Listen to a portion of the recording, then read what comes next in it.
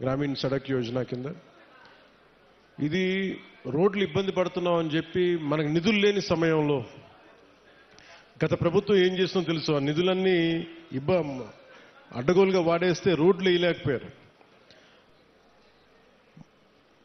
అలాంటి పరిస్థితుల్లో నేను గౌరవ ముఖ్యమంత్రి శ్రీ నారా చంద్రబాబు నాయుడు గారి దగ్గరికి వెళ్ళి ముఖ్యంగా మన అల్లూరు సీతారామరాజు జిల్లా, అలాగే మన పార్వతీపురం మన్యం ప్రాంతం, వీటి గురించి మాట్లాడుతూ ఇక్కడ గిరిజన కుటుంబాలకు కానీ గిరిజన సోదరులకు కానీ కుటుంబాలకు చాలా ఇబ్బందులు ఉన్నాయి, రోడ్లు కావాలి. అప్పటికి ఇంకా మనకి సెంట్రల్ గవర్నమెంట్ ఫండ్ కూడా రిలీజ్ అవ్వలేదు. వెంటనే నేను అడిగిన ఒక 24 గంటల లోపు ఆయన ఒక 49 కోట్లు రాష్ట్ర ప్రభుత్వం నుంచి శాంక్షన్ చేసి అడవి తల్లి కార్యక్రమానికి శ్రీకారం చుట్టడానికి చాలా బలం ఇచ్చింది. సో మనస్ఫూర్తిగా గౌరవ ముఖ్యమంత్రి శ్రీ నారా చంద్రబాబు నాయుడు గారికి నా హృదయపూర్వక ధన్యవాదాలు తెలుపుకున్నాను.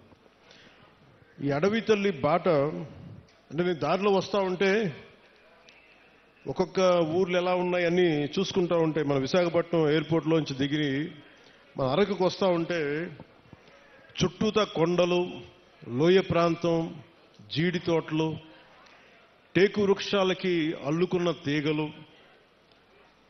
మధ్యలో నివాసాలు, రిసార్ట్లు, ఒకవైపేమో ఆకుల్ని రాలిపోతూ మూడి వరగిన వృక్షాలు ఒకవైపు కనిపిస్తూ ఉంటే ఇంకోవైపు పచ్చదనంతో చిగురిస్తున్న వృక్షాలు, ఒకవైపు ఆకులు రాలే ఒకవైపు ఉంటే ఇంకోవైపు పచ్చదనంతో వసంతంతో చిగురిస్తున్న వృక్షాలు ఒకవైపు, రహదారికి రెండు వైపులా.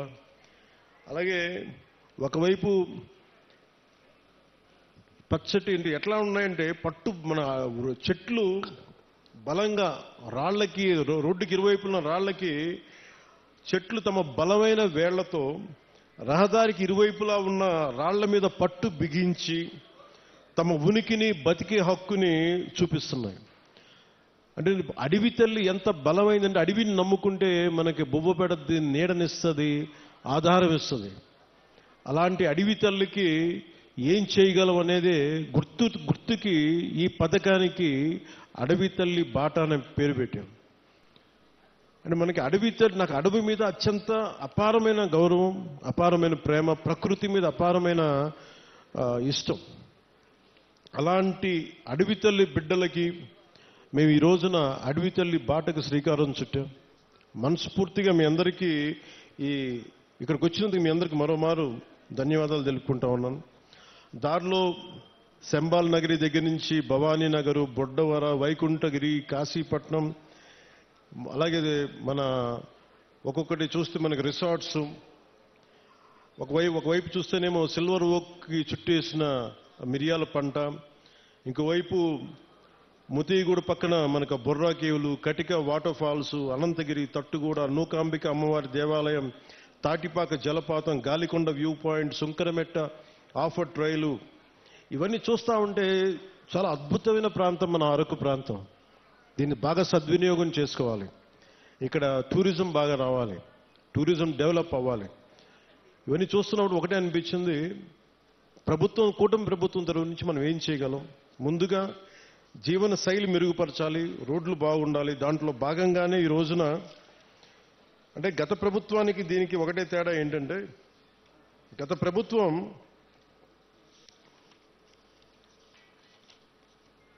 అంటే కూటమి ప్రభుత్వానికి గత ప్రభుత్వానికి తేడా ఏంటంటే, వాళ్ళు దాదాపు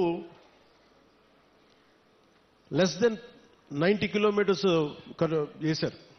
5 సంవత్సరాల కాలంలో కేవలం 90 కిలోమీటర్లే ఖర్చు పెట్టి 92 కోట్లు మాత్రమే ఖర్చు పెట్టారు 5 సంవత్సరాల కాలంలో.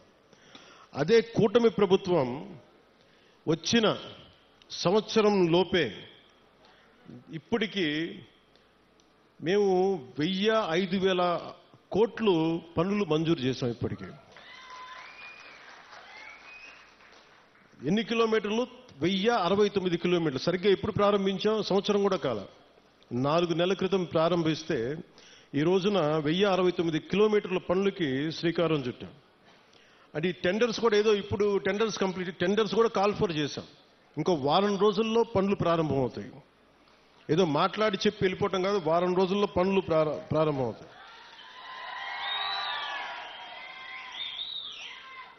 అంటే ఎవరికి ముందుగా ఈ రోడ్లు అంటే ఎవరికైతే అత్యంత particularly vulnerable group tribal groups ఉన్నాయో వాళ్ళకి చేరటానికి, వాళ్ళకి చేరువవ్వడానికి, వాళ్ళకి చిన్నపాటి సౌకర్యం కల్పించడానికి మా ప్రయత్నం.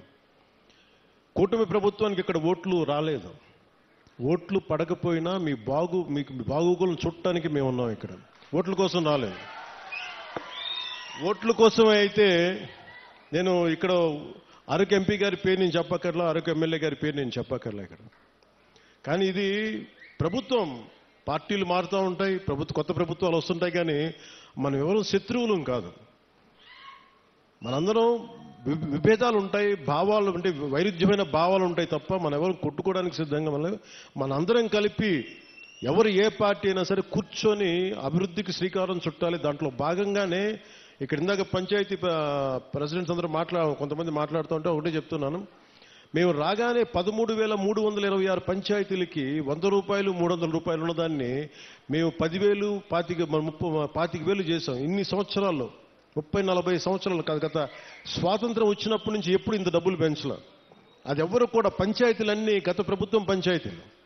కానీ ఇవేమీ ఆలోచించకుండా ప్రజలు బాగుండాలి అనే ఒక ఏకైక సదుద్దేశంతో మేము ఈ రోజున ఈ పథకానికి శ్రీకారం చుట్టాం. దీనికి మనకున్న ఇట్లాంటి పర్టికులర్లీ వల్నరబుల్ గ్రూప్ ట్రైబ్స్ అంటే ఇది చాలా తక్కువ సంఖ్యా బలంలో ఉన్న మన గిరిజన తెగలు. ఇవి మన రాష్ట్రం మొత్తం మీద 1117 782 ఈ పర్టికులర్ వల్నరబుల్ ట్రైబల్ గ్రూప్స్ ఉంటాయి, గ్రామాలు ఉంటే ఇప్పటి వరకు కేవలం 2605 వాటికి గ్రామాలకు మట్టుకే రోడ్లు ఉన్నాయి, దాదాపు కొంచెం కనెక్టివిటీ. కానీ 1177 ఆవాసాలకు మటుకు ఇంకా రోడ్స్ కనెక్టివిటీ లేదు.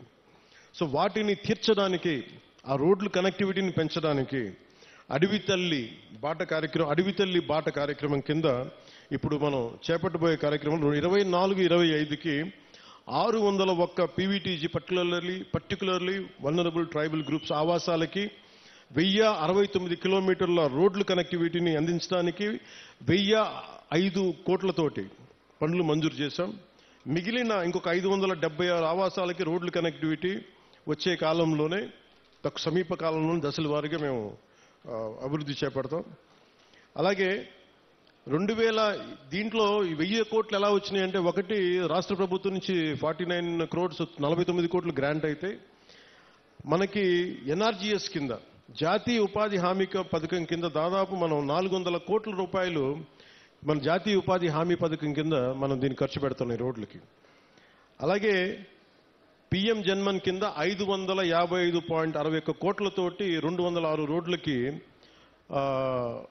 239 ప్రైవేట్ మన ప్రిమిటివ్ వల్నరబుల్ ట్రైబల్ గ్రూప్స్తో పాటు ఇంకొక 206 రోడ్ల ద్వారా 612.72 కిలోమీటర్లకు పొడవున్న 206 రోడ్ల ద్వారా 555.61 కోట్లతోటి మంజూరు చేశాం.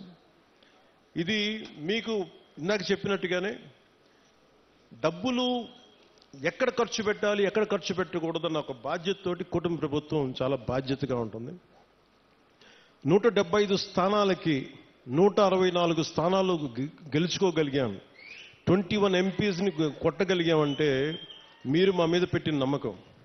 మీ నమ్మకాన్ని మేము అమ్ము చేయకూడదని చెప్పి ఈ రోజున ఓట్లు వెయ్యని అల్లూరు సీతారామరాజు జిల్లాలో ఓట్లు పడని మనకి పార్వతీపురం మన్యం ప్రాంతంలో మేము తిరిగి రోడ్లు ఎందుకు వేస్తున్నామంటే, మాకు తనా మనా భేదం లేదు. మీరు ఓటు బ్యాంకా కాదా అనే కాదు, మీరు మా వాళ్ళ కాదా, మా గుండెల్లో పెట్టుకుంటాము.